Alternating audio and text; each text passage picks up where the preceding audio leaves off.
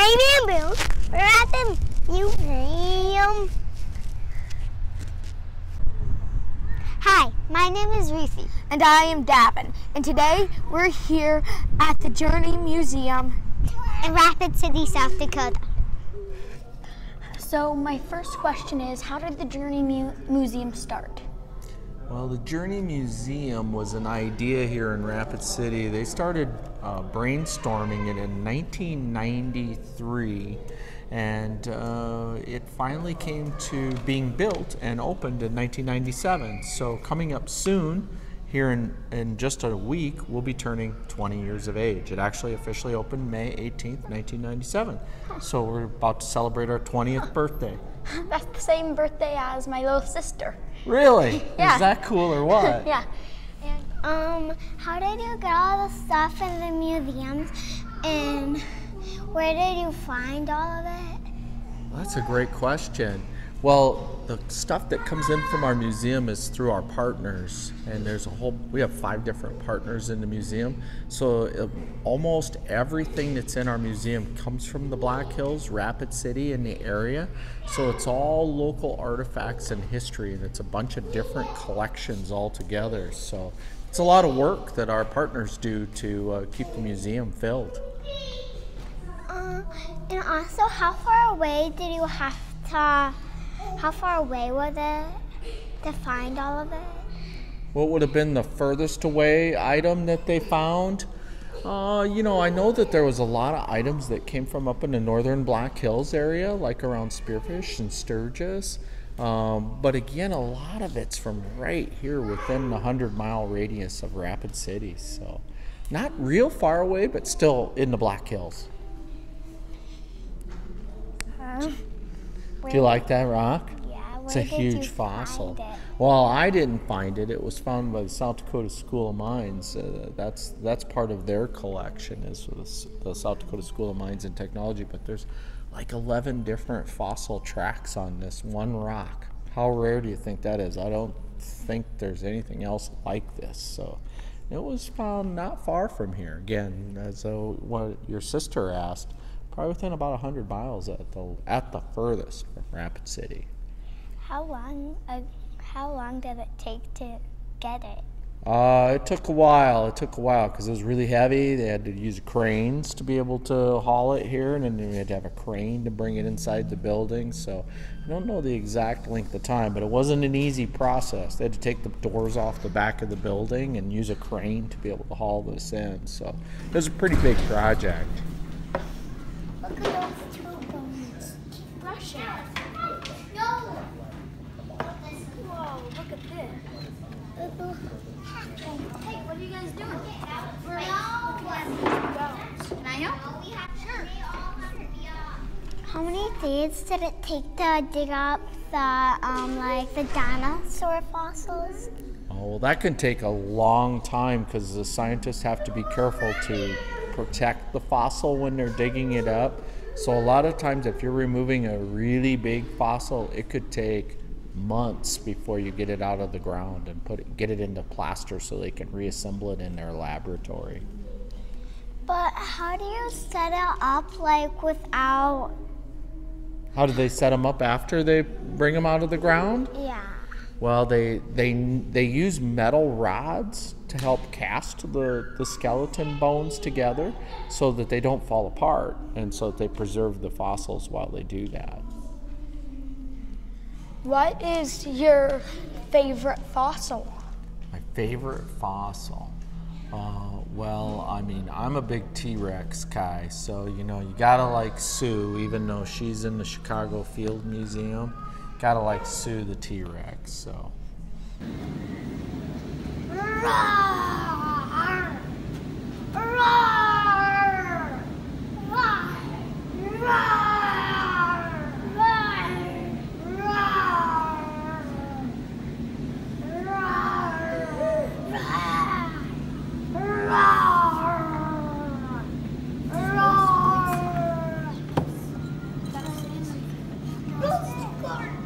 What is your favorite mineral? My favorite mineral? Oh, great question. Well, around here, I'm known as a lepidolite guy. So lepidolite is my favorite Black Hills mineral. That was mined primarily up in the Keystone area. It's a stone that can be either purple, green, or brown. It has 3 different colors to it. So lepidolite for sure. Ross! What is your favorite rock? Do you want to know what my favorite rock is? What's my favorite rock? I like these big red rocks that are out in front of our museum. Did you see those? They go all the way around the museum because our museum building is built to be a reflection of the Black Hills uplifting.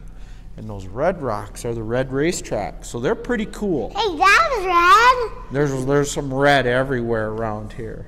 Red and totally normal. Red! Yep. And there's red behind you there. And there's red behind us too. More turtles, right? So do you like those red rocks then too? I'm red. What is your favorite part about the Journey Museum? Favorite part? There's so many cool things here, but I think I like the turtle the most. I don't know if you've noticed the red turtles, like on your sticker I here. have. Okay, so he stands for life and our journey through life and what it takes, our fortitude and all the things that can happen to us.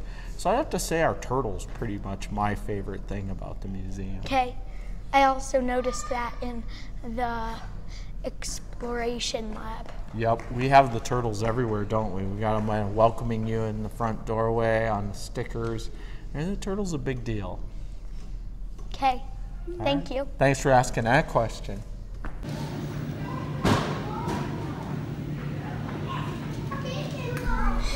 One thing I was wondering,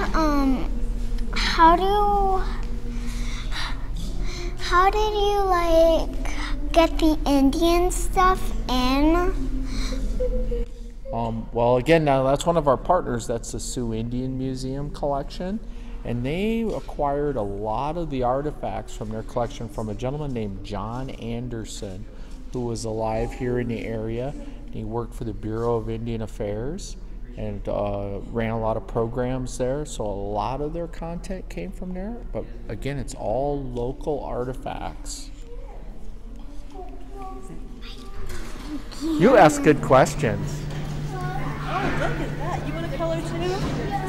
Yeah. Oh, very good.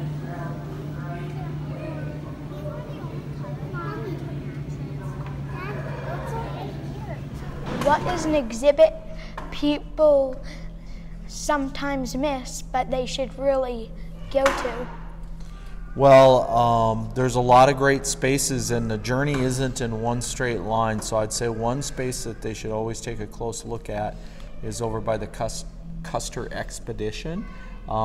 There's an exhibit there about Dewey Beard. There is a bugle in one of the cabinets there that was recovered from the battlefield from Little Bighorn. And we've done some research and figure there might have been maybe 5 trumpeters or buglers at the battlefield. So that piece is pretty rare that it was picked up from the battlefield and then went through Mr. Beard's family for a while. And so, you know, that dates back over 100+ years. Very rare piece. And so a lot of people don't realize what they're looking at when they see that over there. What are some of the best places in the museum that are often overlooked? Some of the best places overlooked, you know, there's all kinds of little nooks and crannies. Every one of the exhibits have been very carefully put together by our curators. So, you know, you really can't miss any of them. I'd say make sure you go through we call it the boardwalk. There's a wood walk area in there where you can see all kinds of stuff from the turn of the century that you might have seen in people's homes or in stores, like you might imagine the Duhamel or the Sweeney store where they all had all kinds of products. Those are cool areas and lots of stuff. I'll have to go check that one out. Yeah. Thank you. Well, thank you. What's your favorite place in the Black Hills? My favorite place? You're in my favorite place, the Journey Museum and Learning Center. How's that sound? Good. What else? What else? There's so many really cool places. I like to go up into the Northern Hills and visit Deadwood, and Lead Homestake Opera House is one of my favorite places.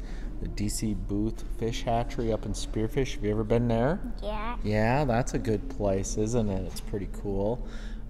There's just there are all kinds of great places to visit in South Dakota, especially the Black Hills. My grandpa ranched down in the Badlands, so that's pretty good. That's a pretty cool area for me.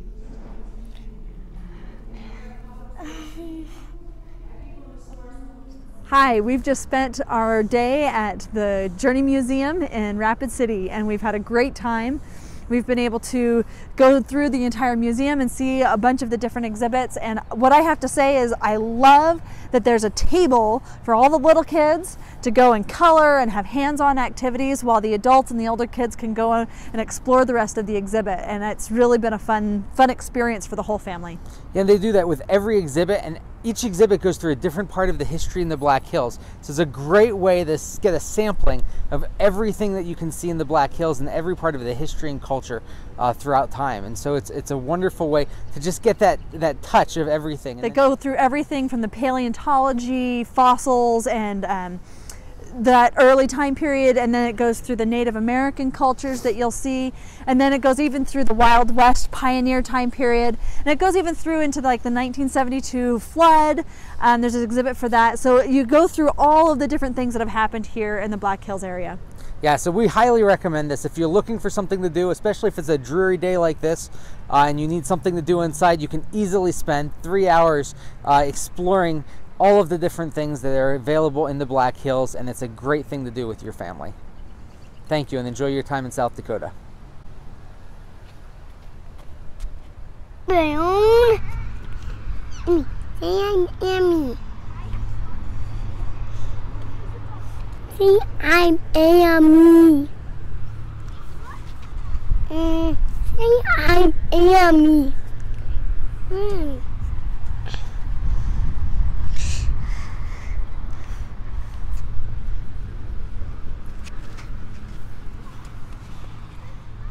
I'm in Boone.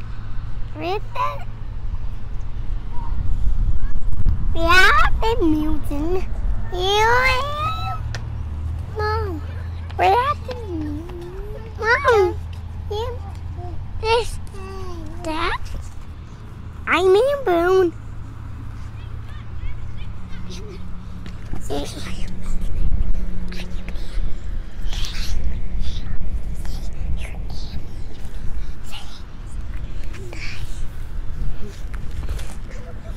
Okay, Mom. I'm in Boone. We're at the museum.